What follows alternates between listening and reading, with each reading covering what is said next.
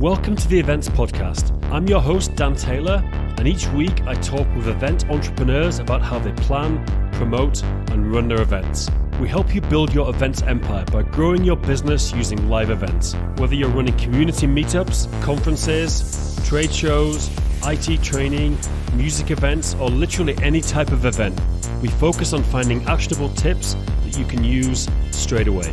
The podcast is sponsored by appsevents. We produce over 300 of our own events across the globe every year, from training to conferences, and we're now sharing our expertise to a small group of event professionals. There's a couple of ways we can help you. Firstly, we can run the logistics for your event. We have a whole support team who can handle all the heavy lifting for you. We can help set up your website and agenda, liaise with your speakers, deal with the huge volume of questions you'll get from attendees. We can liaise with venues, and we can come to the event to actually run it for you on the ground. Get in touch with James at appsevents.com and we'll jump on a call to see if we can help. Secondly, I offer one-on-one coaching to help event entrepreneurs grow their events. I want you to get more attendees, produce epic events, make more money, and most importantly, to do it all with no stress. So just email me at dan@appsevents.com and we'll jump on a call. And now, on to the interview. Okay, and welcome to the Events Podcast. I'm delighted to have a returning guest, James Schramko.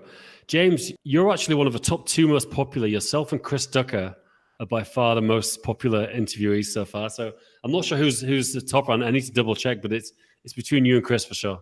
Oh, that's lovely. Chris is a friend of mine, and he's a great guest. So that makes a lot of sense to me. Yeah. I'm delighted to be in a category of two. Yeah, it's definitely, there's you two. I think, you two have obviously got an audience yourself as well. So when people probably search for your name in iTunes or whatever, it pops up and it definitely gets some new audiences. But the last interview, I had a lot of emails about it. Because you're obviously... Hopefully some of them are positive. Yeah, all positive, to be honest. Nothing negative. I mean, I don't really get too many negative emails, to be honest. I don't do anything controversial on this podcast. It's not, I think if people don't like it, they just don't listen to it, just switch it off. Yeah, cool. But you're kind of a multifaceted entrepreneur. You run a business community, you do some high-end coaching, you run a couple of events. I'm always curious with you, the events, do you actually, without getting into numbers, obviously, is it something that makes you money? Obviously you run them for your community, but is it something you do, I get the impression everything you do, even if it's for fun, you still make money out of it. That's almost true. I don't have high costs, so that's one thing about my business. And I have a background as a general manager, so I'm able to look at the big picture and keep an idea on numbers, and I'm fairly strategic. So if you combine a few of those things together, it sort of makes sense why I do things. I'm quite deliberate. I love this Peter Drucker saying it's more important to do the right things versus doing things right. Yep. And, if you combine that with the idea of the 80-20 or the 64-4, as it turns out, where only a few things really matter. For me, with a membership that's been running since 2009, the annual event is important. I'll tell you how it works from a strategy perspective. Sure. And just to put context to it, remember, I've been doing these since before Facebook groups and before webinars were prolific. So I got into it fairly early with the podcast and the membership and the live events. I've been doing those three things for over a decade, which is actually a long time in the online space. Yeah. If I've been doing it for 10 years, it's probably a good reason for it, right?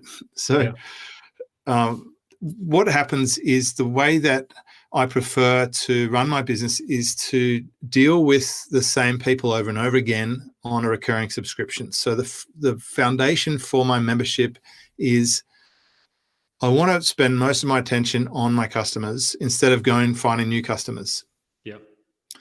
So where a lot of other people have all these tricky Facebook funnels and opt-ins and emails and sales closes and stuff, and they're constantly looking for new customers. By having a really good membership and focusing on them and getting good results for members, it increases my retention. And I found having events will usually bind that group together. It bonds them. It's like a super meetup. Now, we do local meetups all around the world in our Superfast business membership when we can. Well, obviously we can't right now, but we're doing them on Zoom, which is nothing like an in-person event. No. But what I have found is when we do this super meetup, people really bond. Some of them have been coming to events for 10 years, which is lovely. So in the lead up to the event, I do sell tickets. I do cover my costs. I do make a small profit. It also helps people stick around in the membership. If they were coming out for renewal a month or two prior to the event, they're likely to stay on. So I think it's a good retention factor. Yep. People who come to the event, typically 50% of them are not members.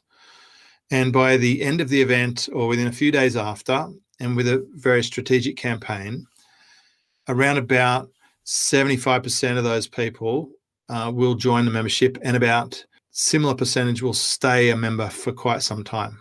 Right. So the numbers look like a couple of hundred people at the event, 100 aren't members, 75 will join, and then 75% of them will stay, so 60 odd people. Yep. And after the event, of course, I've now got the recordings. And I want to state this, content has really deflated in value. Once upon a time, I used to sell DVDs of the event, and people would sell recordings of events. I think recordings of events are not that valuable anymore. Yep. A lot of people have put up memberships selling content. So content's really one of the three components that make my membership work. But it is good to get brand new content, and I am currently running a campaign right now to the public via some advertising to let people know that I've now got the recordings from the event where people paid up to $2,000 to attend, and they can access the recordings from that event, and not just the recordings from that event, but also the recordings from all the previous events, because that's the only place I put them. I don't sell them standalone. I don't stream my event. I don't sell virtual tickets to my event. You're either in the room or you're a member of the membership, and that's how you get it, and that's how it's rolled. So after the event, I get a lift in memberships because I get new people who were at the event convert. I get a marketing campaign for the new things that are in the membership that I can talk about. Yep. I also get people who were probably coming up close to renewal but stayed on, and they'll stay on longer. I've got a good portion of my membership on an annual recurring subscription. Yep. And these days I only sell it monthly. So I have a lot of people on monthly now, the new people. Interesting. So to answer your question, I do get paid before the event. I do get paid during the event. I do get paid after the event. It's a retention tool. It's a community bond. It's a bit of hard work and a hassle. It's not huge profitability for me, because in Australia, at these events, they're not cheap. So I rent out a venue. A lot of hotels will try and force you to have room blocks as well. That's something to be mindful of. Yep. But at my events, I feed people all the meals. So they get like morning tea, they get coffee on arrival, they get lunch, they get dinner, 3-course meal, drinks, Yep. entertainment like comedians or performers. Then the next day, the same again, all the meals. They get clothing. We have merchandise like hoodies. They get embossed workbooks. They get books, pens, bags. So there's a lot of stuff that goes out in terms of expense, but I wanted to feed them with education. Yep. I wanted to feed them with food. I wanted to feed them with, clothe them, and really create this nurturing message that I'm here to support them and that they're very important to me. And that helps me keep members. And then I don't have to worry so much about finding new customers all the time. And it translates to a membership that has been consistently profitable for me for over 10 years straight without ever having a dip. I've almost always had about 500 members the whole time, and it's slowly come down a little bit lately and then stabilized at a slightly lower number, but my rates also improved. So it's effectively become an even more enjoyable experience for me, and it acknowledges my extra experience because of the people I coach, because of the data that I've seen that helps me get quick wins, because of the personal private coaching that I can offer people if they take that plan. Yep. And I'm now able to answer questions easily because I have the content from the last event or the event before that addresses it, aside from the stuff that I add ongoing, which is every single month I add 2 trainings a month. Yeah. It's interesting. Like, there's a few things there to talk about. Obviously, your book, Work Less, Make More, which I recommend. I really enjoyed it. Like, I like the fact you're quite strategic. Like, you don't want just to take on any amount of work just to make money. You know, you're very focused on what you want to do, how many hours you want to work. And then I guess if you come at it from that point of view, I'm going to work this many hours, then you just got to maximize how much money you make in those hours. So I like the fact you're very kind of strategic. And I've tried to take that approach much more with my business recently as well, which is it's great. You know, I think it's a mindset shift, which is kind of a bit woo woo, but if you stick with it, it genuinely works. I think as a way to run a business. Well, I don't know if it is at all woo woo. I debate that because it's really just more accounting. It's like a mindset shift. You know, it sounds like that. You know, it's almost the opposite of woo woo. It's like it's just putting a hard fact base on your time and effort. It's like saying, here's a measurement to work out exactly how much you make per hour, and you can adjust the number of hours you work, and you can adjust the profitability per hour. They're going to result in a different income. But you are certainly right. I have limited the amount that I'm prepared to work because I think money is only one dimension in terms of having a good life, or what I would deem a success for me is maybe different to what someone else might deem success. And it might be related to my stage in life. It might be related to my stage in business. It might be just because of my values or things that have shaped me or people I hang around. But in any case, it's worth acknowledging that other people's goals and aspirations don't necessarily have to be the same as yours. And I think younger entrepreneurs especially get caught up in the whole hoopla of materialism, and when they get it, they won't be satisfied. That will not fulfill them, is my prediction. I think you're right. I mean, I had a different, you know, when I was early 20s, I lived in London and I worked in the city. You know, I went to work for an investment bank after university, and that's a different kind of, like, you know, materialism and keeping up with it. It's you know, and then I think you get a bit older, and obviously, you know, if you've had a bit of success, I think, you know, I've got young children now, like, you know, I know you've had a daughter recently, like, you know, you want to focus on that part of a life. You know, I want to focus on spending time in the mountains, and I want to do some other stuff. And money's not the only currency. I mean, obviously that's someone who hasn't got any money is going to listen to this and think, what a load of bullshit, you know, like I need to make money. But I think if you think this before you've got money, I don't know, maybe it's easier to actually end up in that place, you know, because I never thought about this balance of life until I had a bit of money, you know. Yeah, so it's like when you get money and when you get time, then things change. Things like relationships and health in particular become far more important because you've finally got what you want. It's like if you went to your local factory and you said to the factory workers, all right, well, I've just deposited $10 million into your bank account, so you don't have to come into work tomorrow if you don't want. A lot of people probably haven't given much thought to what comes after that. Yeah. It's like, you know, maybe they could spend time with their partner that they see for like an hour a day. Or in my case, you know, like I've got a lot of kids, and it's been a profound experience to spend so much time with my daughter, because when I had the first 4 kids, I had a job up until one of them was about 7 or 8. And now to have gone through the pre-birth to birth and working from home, it's been such a different experience, and it's unbelievable. Really is amazing. It's like, that's not a money experience. I mean, it's much easier to live life with money. I'm all fine with having money, and I've got money, which is great because of the business I set up. If I didn't have it, then yes, I'd be like the other people. I'd be focused on getting it. I think, of course, I understand why you want to make the money. I'm not saying don't. I do. I did actually meet quite a few unhappy rich people when I was at Mercedes-Benz. My customers, a lot of them were company directors, old guys who had bad relationships with their family or their kids, or were bitter or remorseful or regretful about some of the choices they've made. And then they had a lot of money and they had a nice new car.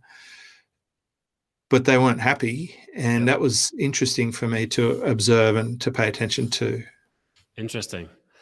Yeah. So go back to a couple of the other things you mentioned. One thing was about how you said about you've got very lean cost base. And I know, like me, you've got a team in the Philippines. I remember because I met you many years ago at DC BKK where you were speaking. And that's actually when I remember chatting to you, and I was saying, do you have any Australian employees? And you were like, no, my whole team's in the Philippines. And I think back then you had a bigger team. I think you sold some of the business based on one of your podcasts I listened to. But it's interesting because I've had a small team in Cebu for 8 years now. Like Gwen and Jane who'll be editing this podcast, both been with me for 8 years, and I've kind of kept it small. But I think could you talk a bit about how having the team in the Philippines has helped you run your events and also your community? Because you've obviously focused on the one place by the sounds of it, and focused on building up a long-term kind of small team there. Yeah, well, my team members have clocked over 10 years, some of them. And I've only got one who's been with me for less than 8 years. Yeah. So they're amazing. I mean, they do all the things that I'm either not good at or don't want to do or probably shouldn't do because they're not an effective use of my time. Sure. The reality is they're far more talented at doing most of the things that I used to do. So it was a case of me listing down all the tasks that I was doing when it was just me and then transferring them across to someone else. When I hired my first assistant in the Philippines, it was sort of after reading Timothy Ferriss's book, and I remember applying for Your Man in India, but it was in meltdown because everyone else had as well. Yep. And so then a friend of mine had a team in the Philippines, and he said, just let me know who you want or what you want them to do, and we'll get you some people to interview. And I said, I don't even know what I want them to do. Was that Chris Ducker? I'm not sure I could even keep one person busy. Yeah. And I was really like a guy who did everything myself. And that's a big step towards scaling, is letting go of stuff. So listing that stuff down and hiring my first person, and then hiring another one because it worked out well, was good. And then I had a few clients, and I said to them, you should hire someone in the Philippines to do this stuff, because they were paying me to do some of their things, and we needed content and we needed website development stuff. And then I thought, you know what? They're going to suck at this. They're not going to hire well. They're not going to look after the people well. They're not culturally aware. So I said, I'll hire someone and I'll have them work on your stuff. You just pay me and I'll pay them. And I had them work on the client stuff for 2 or 3 days a week. And then I used the other 2 or 3 days a week for my own business. And then, so that was the third one. And then I just started collecting them. And before I knew it, I had 65 of them. Wow. 65. And we had an SEO business doing 7 figures a year and a website development business. It just it was like, you think about it, you can do it, and you just create it. And it was great. And now I've got a team that I'd classify as good at publishing. So they just basically clean up around me. If I create content, I just put it into a folder, and then they do their stuff with it. But they're also making sure that our websites are working, that our SEO is good. They send all the emails. They update anything on the site. They do the weekly news updates. They send out notifications when we have a podcast guest, so that might, in the hope they might share it, etc. They do all the bookkeeping. They assist our contractors. So I do bring in some contractors. I've got some help here and there for little things like paid traffic or super high-level design or super high-level PHP API programming.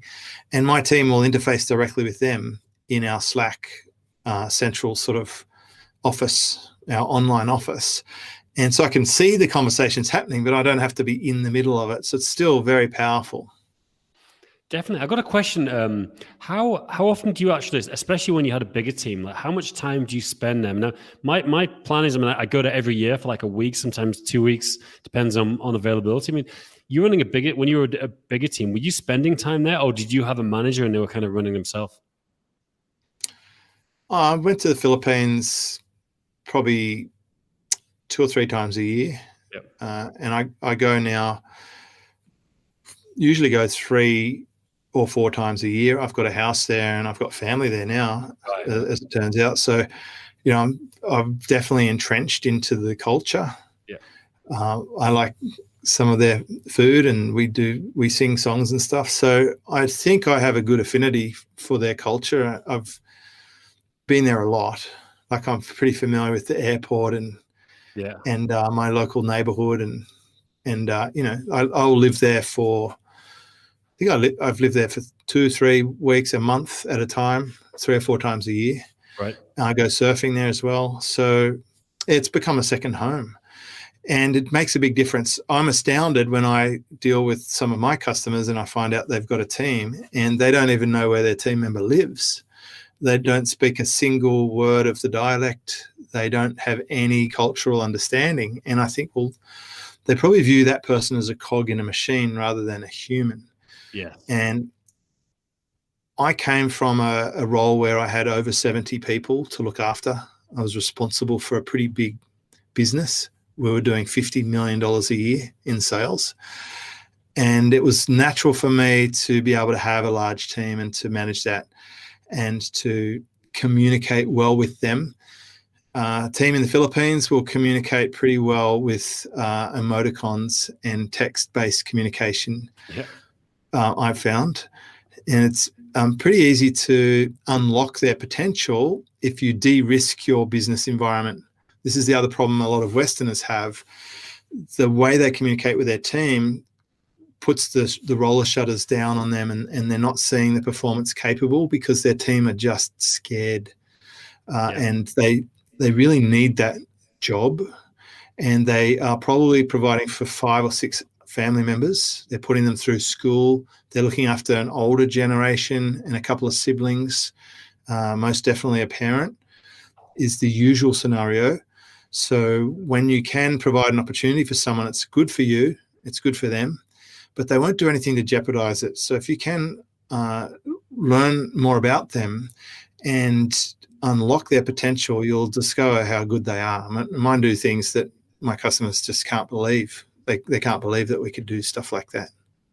Yeah, I think definitely, like I said, I've got a small team, but it's long term, and I think you see a lot of young entrepreneurs kind of complaining about the Philippine employees, and every time I see that, I'm almost sure it's the manager, the guy who's complaining who's at fault.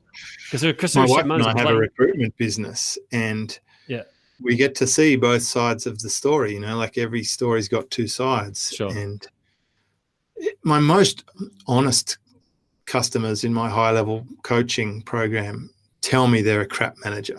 Like, they say, look, I'm a shit leader. I don't know how to do it. Help me. And at least they're open about it and they know where the problem is. Yeah. So, yeah, if you have people leaving all the time, or you can never get people to think for themselves, and you hear these same sort of sound bites over and over again, then you're probably the problem. Yeah, for sure. James, I want to talk a bit about the conference. Basically, from what I understand, you got it done just before the shutdown. Is that right? I mean, was it literally down to the wire, you running your conference? It was down to the wire. Like, it was in March, around the 12th and 13th. So as we were running our conference, like certainly in the lead up to it, so at the beginning of March, I had money on the line. I'd paid the venue. Yep. People had paid me for tickets. I was pretty committed to the event. If I could have cancelled the event and no one was inconvenienced, including myself, I would have, because it was stressful. Yep. And I don't do drama in my life. I celebrate lack of drama. I have very little drama. And it was a pain in the butt. And this virus became serious. And I have some very good contacts who are, I don't know how to pronounce it, probably like epidemiologists, etc. People who worked on SARS outbreak, they were communicating with me and letting me know stuff in advance. I knew in the beginning of March that they were going to shut down the borders, that there was going to be quarantines, that they're going to limit venue capacities. So as we got closer, I was keeping an eye on it, fielding a few questions from concerned attendees. We ordered lots of hand sanitizers, and we requested people don't shake hands, etc. Like, we really took it very seriously. We did have some international guests. Between the first day, which was a Thursday, and then the Friday the next day, our government announced that anyone coming from overseas must quarantine for 14 days. Wow. So like you got it by one day. Like, there's a dozen people in my room who would probably fit that criteria. Yeah. And one of the speakers didn't come in the second day, which was sensible. And one of my speakers didn't come at all because he lives with someone who would be at risk and didn't want to have to quarantine on the way home. Yeah. And I was accepting of that too. I looked for the opportunity in that. So I was just I was in concern. I'm a very responsible person, Dan, like really responsible. I'm a parent, I'm a manager. I take accountability for myself, and I'm looking after these people at my event, and I really care for their welfare, and I'm not greedy or selfish. So I just couldn't wait for it to be finished. It's like I really had this vision of a roller shutter coming down as we're doing the event. I mean, on the Friday, they cancelled the Australian Formula One Grand Prix.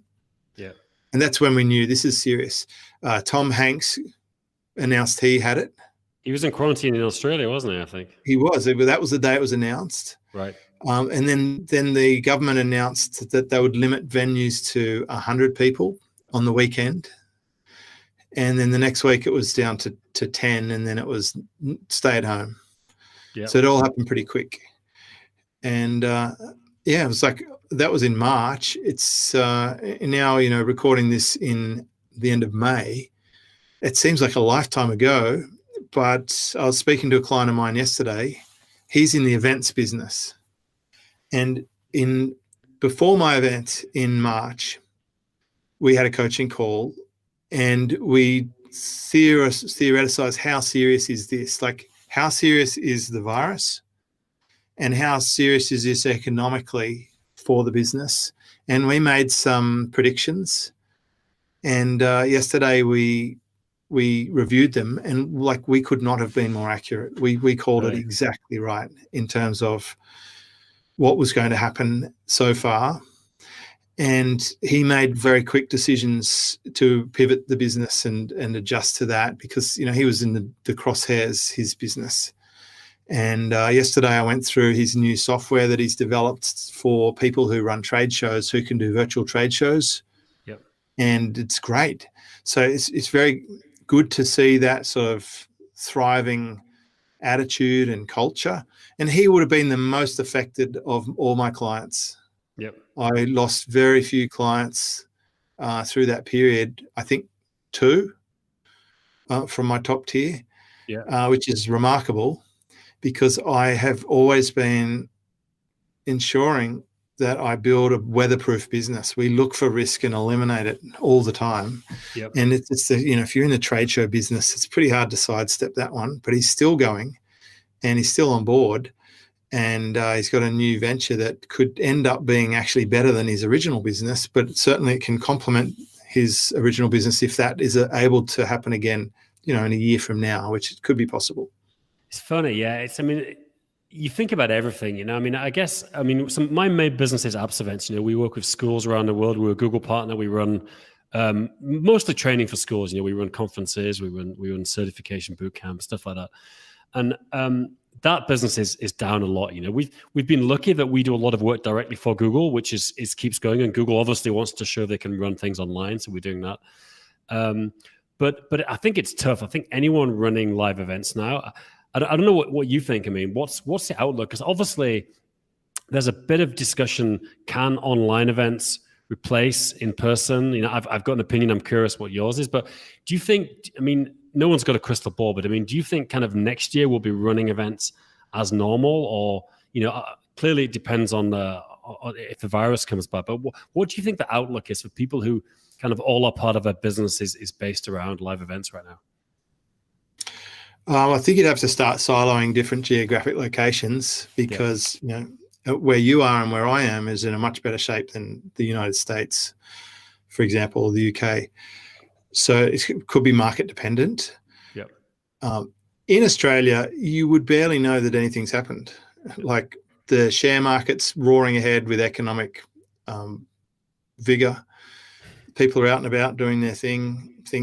Kids are going to school. Coffee shops are opening up. Like we're just unlayering all the stay-at-home things. It's just that there's perspex screens up at the supermarket and the post office that didn't used to be there. I think there'll be permanent changes. I can't imagine they'll take them down. There's no reason. That's what I was thinking. Yeah. There'll be a big drop in flus. So there'll be some changes, but I think for the general public, it will come down to things like how well will America handle this? They're trying to open up quickly because they have an election, and they're probably not ready for it, but they're doing it.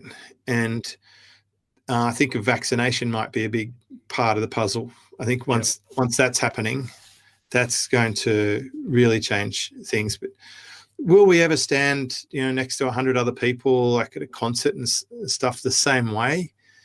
It's hard to tell. I mean, I'm already much more conscious of how close I stand to people just in general out and about. And I think we've had an adjustment in the same way that we have to take our shoes off when we catch an airplane because someone blew up a tower. Yeah. This could be a permanent shift. So I think, it's funny you say your industry because I have a client in a similar industry. They teach schools technology. They are just so busy, it's ridiculous. And I've been coaching this guy for about 6 or 7 years. And I think for the last 4 years, we've been building up the online side of it. And it was never really a priority, but we kept at it anyway. And he's just being able to flip the switch. And will they all go back to in-class stuff the way before? Yeah, I think they will, but they can also keep the online stuff. Yep. Yeah, exactly. Yeah, I think I pretty much agree. I mean, and I guess a lot of it just depends on a vaccination or on whatever, that's going to. I think that's a big hinge point, and that's not likely until 2021. That's for like the a rock concert type stuff. Those things are the most difficult ones to imagine. It might be a while till people want to go on cruise ships or the typical things that have been particularly problematic. Yeah, it's interesting because I got a guy who works with me, James, who's based in Thailand. He's been there a long time, and in Thailand they've had they've had the red shirts and the yellow shirts. They've had the floods. They had SARS. And kind of we forget in Europe, you're a bit costed in Europe that, this is kind of the first big thing we've had. But in a lot of Asian countries, they've had a lot of things. In Philippines, they've had typhoons and earthquakes and all kinds of things. No, they get smashed all the time. I mean, Australia was on fire for the last half of 2019. Yeah, that's true. In the early part of 2020, it was like massive bushfires raging for months. Like the smoke was so thick, it was like an apocalypse. It was hard to breathe. People were having asthma attacks. Even in Sydney, People were losing homes. A lot of wildlife died. Entire islands got wiped out. Like we're a very resilient country, and we just get the job done. And I'm proud of what we've been able to do through this situation. But I think we've taken that approach across to our business, and we thrive in change. We deal with it well, and there's so much opportunity around if you look for it. And you can basically choose. You can choose to focus on how negative it is. You could go doom surfing. That's an actual term. Doom surfing. Or you could think about, well, what does this mean? What are the consequences of this, and how can I position myself, like a Wayne Gretzky with the puck in ice hockey, to capture this?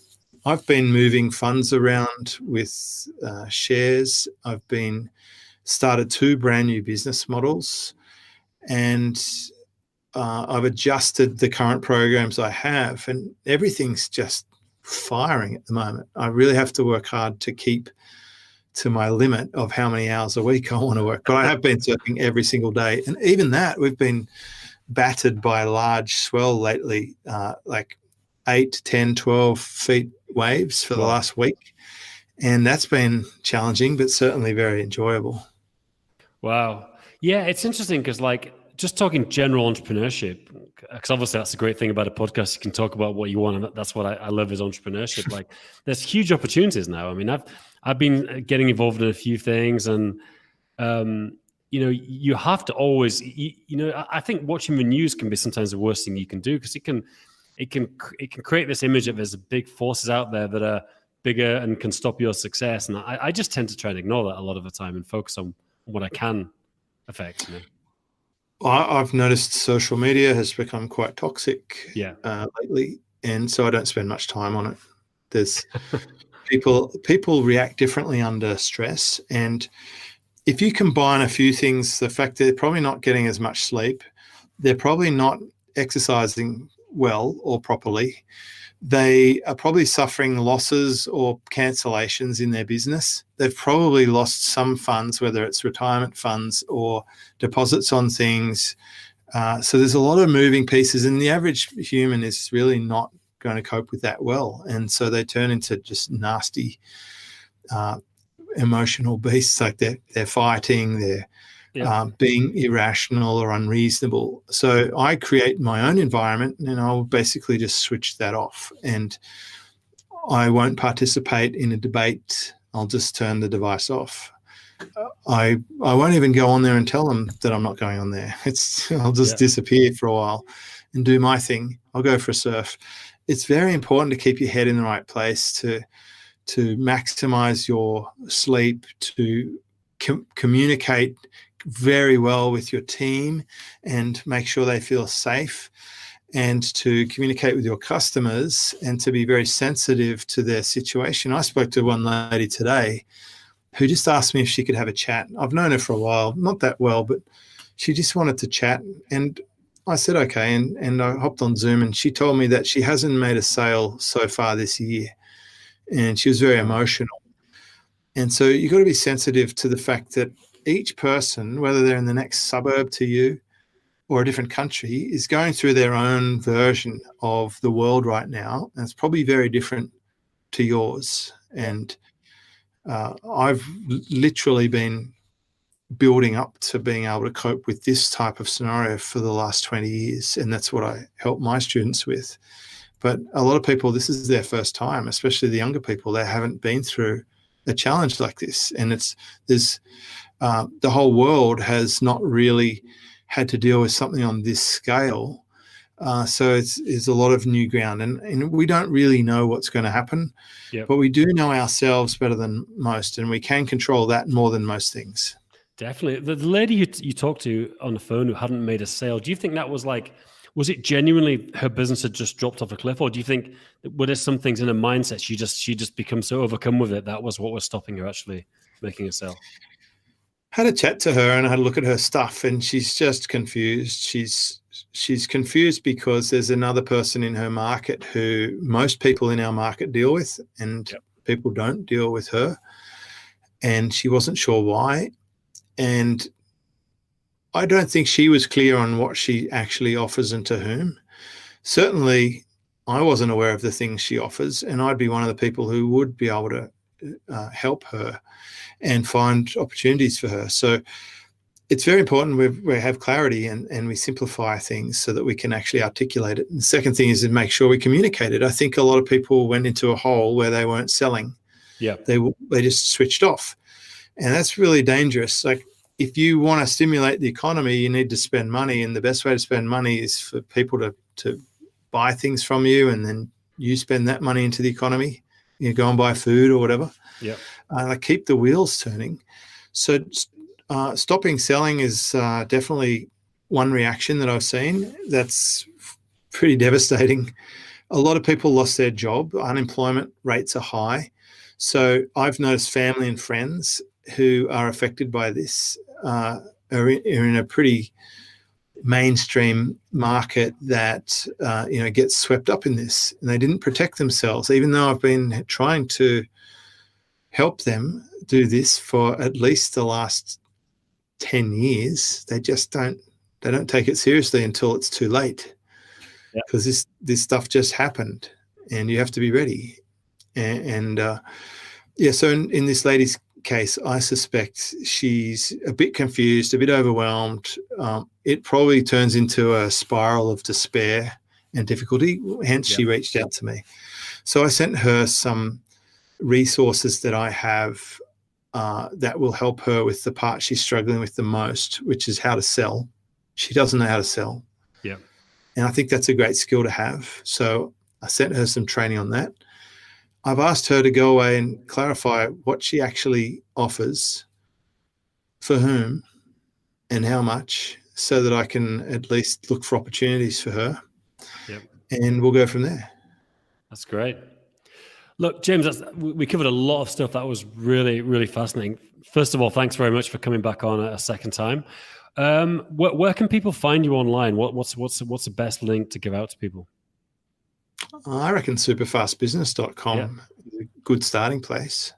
I'll check it out. To be honest, I mean, this is interesting talking to you a second time. I didn't even know you had people in there who were kind of similar situation to me running. I mean, even though my business is online in terms of we run online courses and we promote things online, it's mostly in person. And I didn't actually even realize you had people like that in your community. I got lots of educators. Yeah. From PE teachers through to tech educators, like how to use Google, Apple, Microsoft in schools. I know that market very, very well because I've been working with people in that market for a long time. And it's got to be one of the hottest markets on the planet right now. Like schools still need to educate, and they can't do it face to face. So where are they going to go?